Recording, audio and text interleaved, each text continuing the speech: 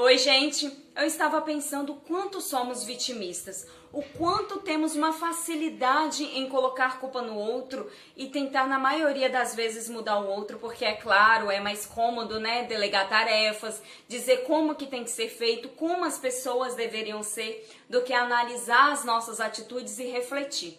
Se não somos nós que estamos precisando passar por uma mudança. Na maioria das vezes somos briguentos, obsessivos, nos emburramos por qualquer coisa, ficamos sem paciência com os nossos filhos, com o nosso cônjuge, reclamamos da falta de amor, de atenção, de carinho, de respeito. E eu percebi o quanto essas atitudes nossas são reflexos daquilo que existe dentro da gente. E é aí que eu quero chegar. Pessoas feridas ferem pessoas. Há uns anos atrás, eu me pegava exatamente assim. Eu não tinha paciência com o meu filho mais velho, com o meu esposo, com a minha sogra, no trabalho, enfim. Na época, para mim, todo mundo era errado, menos eu. Mas eu vinha assim, recebendo alguns feedbacks de amigos, de familiares, mas eu via como inveja ou críticas destrutivas. E mesmo se fosse, gente, temos que de vez em quando parar para prestar atenção quando duas ou mais pessoas falam coisas parecidas sobre a gente. A psicanálise fala que todos temos o chamado ponto cego. As pessoas veem defeitos que realmente existem em nós, mas nós não.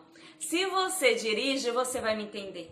Quem está no volante do carro, por exemplo, não consegue ver um determinado ponto atrás dele. Mas quem está fora, enxerga, vê. E dependendo da ocasião ou da situação, a pessoa que está lá fora, ela poderá livrar essa pessoa que está no volante de causar um acidente. Olha, gente, tenha certeza que até aquele que você não gosta, ou que não gosta de você, ou que você considera seu inimigo, vai dizer coisas sobre você que poderá colaborar para a sua transformação. E diante do meu passado, gente, certeza eu tinha. Eu não era assim porque eu gostava, eu não me comportava daquele jeito porque eu gostava.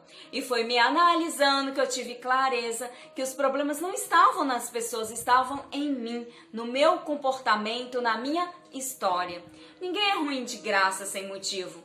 Sabe aquela hora que você faz o que não deveria? Você fala algumas palavras pesadas pro seu cônjuge, fala e faz coisas com teu filho, com os teus familiares, com os teus filhos, né? Com os seus amigos. E aí você se pergunta, meu Deus, por que que eu fiz isso? Por que que eu sou assim? Por que que eu falei aquilo? E é esse porquê eu sou assim, por que que eu fiz isso, que é importante. Porque é nesse momento que as respostas começam a vir.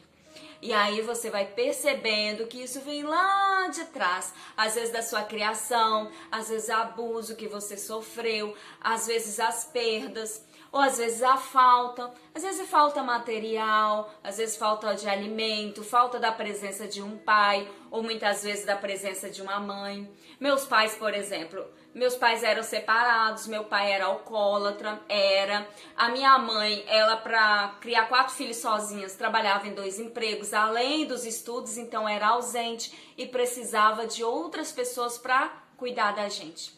E aí, gente, eu fui abusada. E hoje, é claro, eu sinto um pouco mais confortável para falar sobre isso.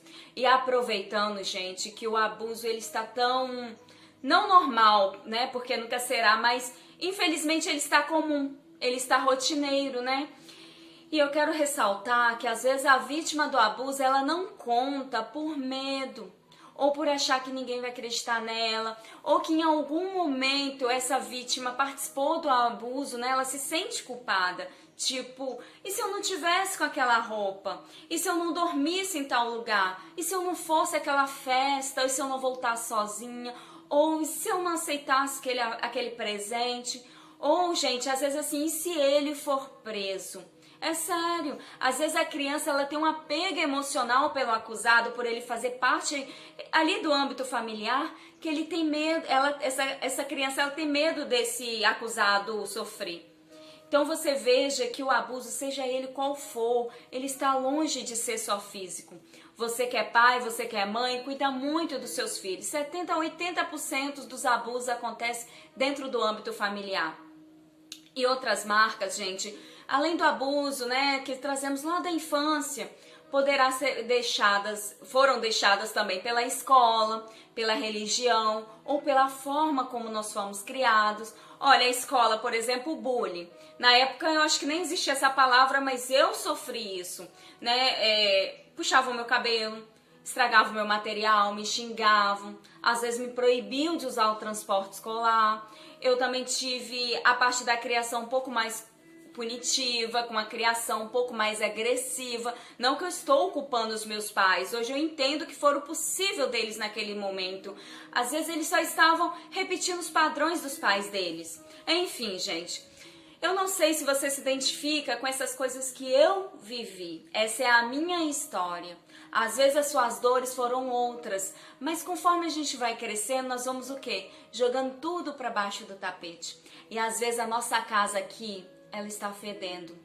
E o mau cheiro dessas feridas sai nas nossas palavras, nas nossas atitudes. O mau cheiro de tudo aquilo que ao longo dos anos nós escondemos, nos envergonhamos, nós guardamos, sabe? Achando mais cômodo não mexer. E aí ficando aqui, na caixinha do esquecimento.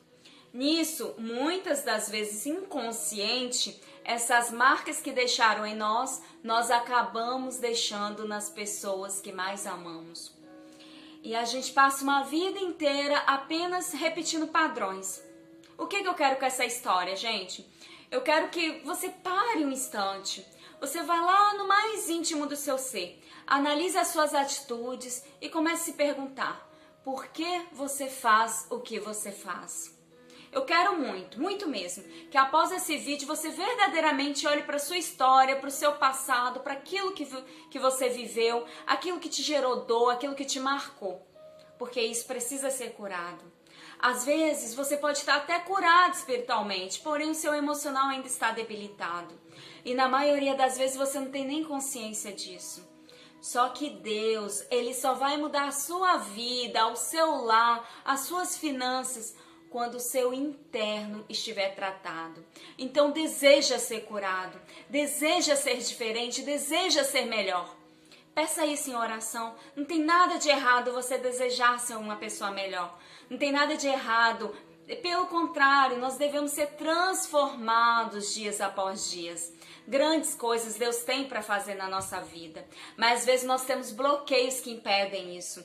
E Ele precisa que você erga esse tapete e entrega toda essa sujeira, todas essas feridas na mão dele, para que ele transforme essa maldição em bênção e que tudo seja restaurado na sua vida. E será somente com essa mudança de mente, como diz em Romanos 12:2, que fala assim: não se moldam aos padrões deste mundo, mas renovam-se pela transformação da sua mente, para que sejam capazes de experimentar e comprovar a boa e perfeita e agradável vontade de Deus. Amém? E para finalizar, o desafio extraordinário, ele começou nesse exato momento, onde eu precisei, mesmo com medo, abrir a bagagem do meu passado e perdoar, ressignificar, né, gente? O perdão, ele não é um sentimento, ele é uma decisão. Você não sente vontade de perdoar. Ele não foi feito para você isentar o outro do erro, mas ele foi feito para tirar um fardo das suas costas. Você não merece carregar isso, você não tem necessidade disso. Então eu perdoei, eu ressignifiquei, né, que é dar outro sentido para os sentimentos vividos, né, no passado. Eu joguei fora aquilo que não pertencia à minha essência, que não batia com os planos de Deus na minha vida. E de acordo com a necessidade, com a minha necessidade de cura, eu ia escrevendo. E aí um dia eu decidi que eu faria algo diferente, que além de curar a minha vida, faria diferença na vida de outras pessoas. E aí foi quando eu resolvi abrir o canal. Foi quando eu tive a certeza que é salvando o outro que nós salvamos a nós mesmos. E eu confesso que várias vezes eu fraquejei para manter esse canal. Mas o Senhor sabe tudo o que faz. Todas as vezes que eu pensava em desistir, eu abria meu celular, tinha lá um texto, um áudio, e a pessoa falando o que o vídeo que ela assistiu tinha feito na vida dela. E é encantador receber esse tipo de mensagem. O que faz valer a pena é isso, gente. Ver a transformação acontecendo de verdade na vida das pessoas. E é o que eu falei no vídeo anterior. Enquanto você ficarmos com a boca fechada, tem pessoas sem forças para continuar vivendo.